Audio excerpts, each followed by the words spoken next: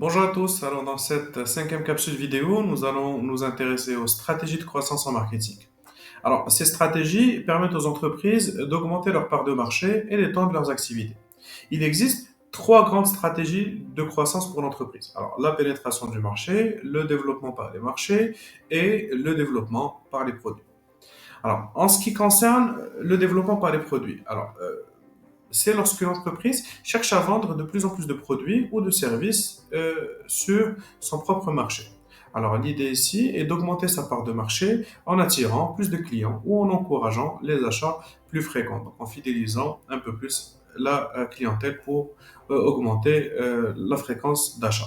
Alors prenons l'exemple de Coca-Cola, qui n'a plus besoin de faire de publicité parce qu'elle est connue, mais c'est ce qu'on pense, mais finalement, elle a toujours besoin de publicité, de communication afin de stimuler la consommation pour ces boissons gazeuses par des publicités marquantes, des promotions régulières, la sponsorisation d'événements sportifs, d'événements culturels, etc., ciblant à la fois les nouveaux clients et incitant surtout les clients actuels à consommer de plus en plus, renforçant ainsi sa position dominante sur les marchés des boissons gazeuses. Alors, la deuxième stratégie, maintenant, consiste à étendre les activités à de nouveaux territoires géographiques ou des segments de marché. C'est ce qu'on appelle le développement par les marchés.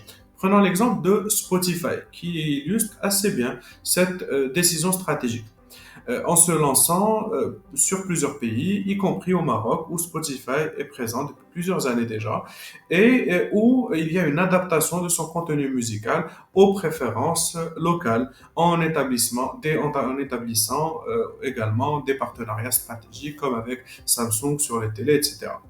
Alors, Spotify a réussi à capter une part de marché significative dans l'ensemble des territoires dans lesquels elle s'est installée. Alors, quant à la troisième stratégie, le développement par les produits maintenant, il consiste à introduire de nouveaux produits ou des services sur le marché actuel.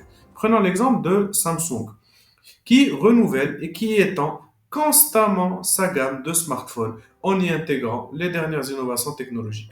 Alors, chaque nouveau modèle offre des caractéristiques améliorées qui répondent aux attentes changeantes des consommateurs avec une très large gamme de produits.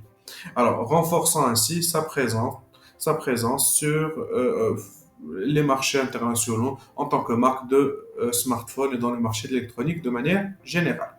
Alors, pour résumer, les stratégies de croissance offrent des voies différentes pour les entreprises qui désirent élargir leur portée et augmenter leurs ventes, que ce soit par la pénétration du marché, par le développement des produits ou des marchés. Alors, le One Best Way n'existe pas.